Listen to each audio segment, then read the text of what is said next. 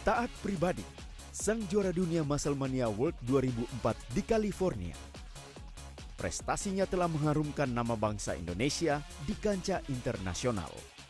Namun siapa yang menyangka bahwa sang juara dunia kelahiran Boyolali ini adalah mantan pemulung yang berijazah SD.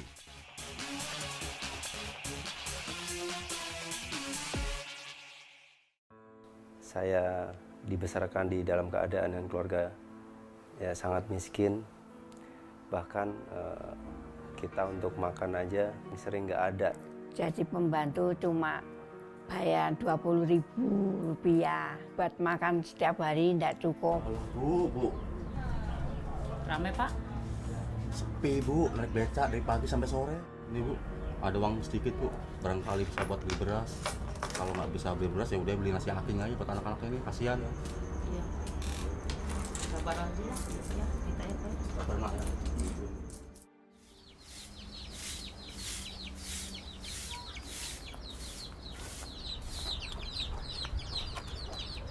Tat, kamu nggak sekolah? Kasian sekali aku. Dulu Taat itu tidak bisa sekolah, bayarannya dibuat makan. Nanti kalau Bapak punya duit, sekolah lagi ya. Tujuan nomor satu ya saya gimana membantu orang tua. Jadi saya mulai bekerja memang dari mulai kuli batu. Nggak merasa gimana, nggak merasa oh ya teman saya sekolah, saya nggak bisa sekolah, tapi saya senang untuk bisa bantu orang tua. Kenapa saya mau bekerja itu?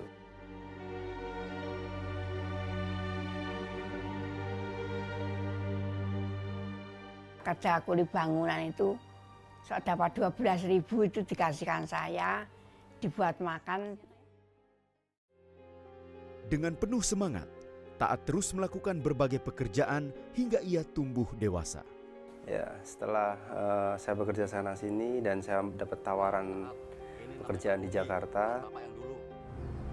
Pak Rudi ini mau mengajak kamu kerja ke Jakarta. Kamu yang bener kerjanya, jangan mau-mauin Bapak. Ya, ini Pak Rudi. Jadi Mas Taat kalau sudah siap, besok kita berangkat ke Jakarta. Berharap pada saat saya bisa ke Jakarta, saya bisa membantu orang tua lebih. Dan itulah impian saya untuk bisa bekerja ke Jakarta.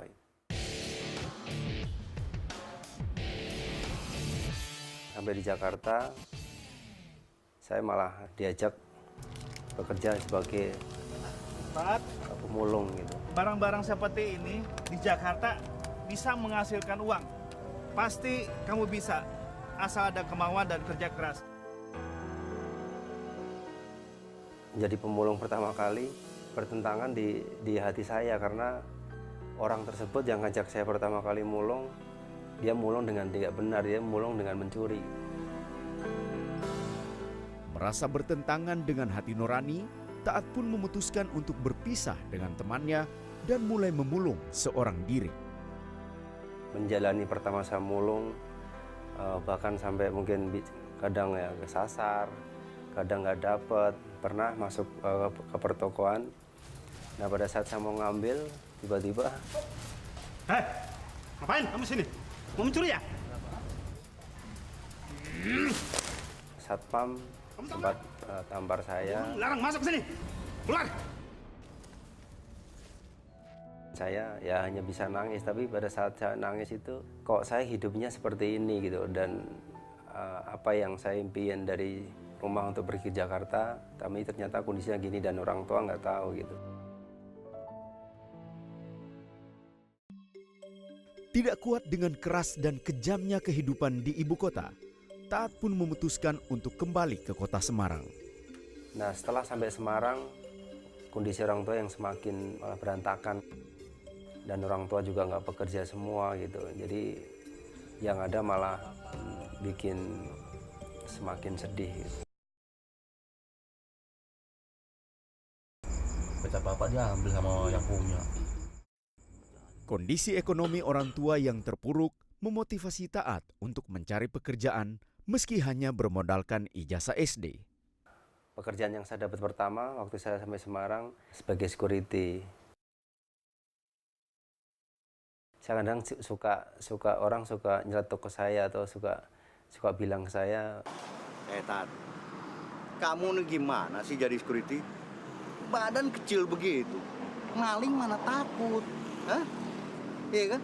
Kalau mau jadi security seperti aku, ya, strong. Ya. itulah yang memacu saya untuk mau berlatih, untuk mau mengenal dunia fitness. Setelah bekerja setahun sebagai satpam, Taat pun menikah dengan seorang wanita impiannya. Setelah saya menikah, sebelum saya punya anak, saya tetap berlatih, tapi makannya kurang gitu. Nah dari situ saya sempat jatuh sakit gitu, bahkan kena tipes berbulan-bulan gitu. Tapi karena kegigihan saya dan kemauan saya besar, waktu itu ya apa yang saya merasa sulit, apa yang saya nggak bisa, saya mencoba untuk mencari kebutuhan protein yang murah, putih telur itu di toko jamu atau di toko roti itu. Namun pada saat Taat fokus untuk berlatih, ia pun diperhadapkan dengan suatu pilihan yang sangat berat. Sorry Pak, maaf tadi cari saya Pak. Iya Pak, silakan duduk Pak. Gimana Pak, ada yang bisa saya bantu Pak? Saya dengar Bapak sering meninggalkan tugas tanggung jawab Bapak sebagai security ya Pak. Iya Pak, maaf Pak. Bapak harus memilih, tetap bekerja atau menjalani pilihan Bapak. Saya akan milih apa yang jadi tujuan hidup saya Pak. Setelah saya memutuskan untuk milih jadi binaraga, Kenapa sih Mas kamu harus berhenti? Belum tentu kamu di binaraga gaji kamu lebih besar. tapi nggak tahu waktu itu Terus kita mau impian makan saya apa kuat sekeluarga? bahwa dari binaraga ini saya bisa merubah Bukan hidup mikir, saya Pak. gitu. Saat Taat memilih binaraga sebagai jalan hidupnya, ia pun semakin giat berlatih dan bergabung di suatu klub fitness center. Disitulah saya mulai untuk mendapat informasi yang benar, latihan, makan kadang juga disupport, suplemen juga disupport gitu. Nah dari situ saya mulai bertanding Porda. Nah dari Porda saya dapat peringkat 1. Nah dari situ saya mulai mengikuti kejuaraan nasional, Pesta Raga namanya di Jakarta. Nah saya dapat peringkat 1. Nah dari situ saya mulai menjadi atlet Jawa Tengah waktu itu untuk mewakili PON di tahun 2003. Waktu mau ngikutin seleksi PON, saya mendapatkan kecelakaan dan saya patah tulang. Waktu saya mengalami kecelakaan itu dan saya benar-benar jatuh banget, benar-benar down, benar-benar udah karir saya selesai di sini. Jadi kamu selama 2 tahun harus istirahat dulu. Dan saya juga waktu itu benar-benar baru menyadari bahwa saya butuh Tuhan gitu. Tuhan, saya butuh Engkau. Dan saya yakin apa yang orang bilang, apa yang dunia bilang, apa yang kondisi saya, bahkan memang dokter juga bilang udah nggak mungkin. Tapi saya punya kepercayaan gitu bahwa di dalam Tuhan semuanya mungkin. Nah, disitulah saya timbul semangat lagi. Tuhan kuatkan saya dikasih kemampuan lagi, dikasih motivasi lagi, dikasih pikiran yang mindset pikiran yang pasti bisa. Semangat dan sikap pantang menyerah membuat Taat meraih medali perak di PON ke-16 di cabang olahraga binaraga di Palembang. Pada saat saya dapat juara PON, bawa saya kejuaraan Asia, Maskelmania Asia di Selangor, Malaysia. Dan saya mendapatkan juara dunia waktu itu di Anaheim, California. Dan saya juga menjadi juara dunia drug free Maskelmania Champion. Kerja keras serta kegigihan membuat impian menjadi suatu kenyataan. Lewat olahraga fitnessnya atau binaraga yang saya tekunin, yang Tuhan kasih terhadap saya, dan saya yakin ini semua anugerah Tuhan yang bisa mengubah kehidupan keluarga saya yang dulu nggak ada harapan, yang dulu ya miskin lah, bahkan makan aja mungkin dulu nggak bisa, bahkan saya juga yang udah berkelana mau jadi pemulung dan sebagainya, Tuhan angkat gitu. Tuhan rubah saya itu dan semakin baik dan memutuskan mata rantai kemiskinan yang ada di keluarga saya. Kami bersyukur banget.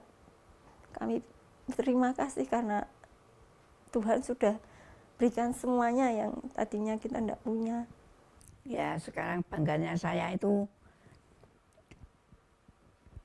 dulu tidak punya apa-apa, terus sekarang ya sudah bisa buat kesenangan mamae. Proses perjalanan hidup saya yang panjang ini semua karena Tuhan ada di dalamnya dan ada penyertaan Tuhan, sehingga hidup saya dibolehkan, saya memiliki keluarga yang baik, pekerjaan yang baik, dan kehidupan yang baik saat ini. Itu semua karena anugerah Tuhan.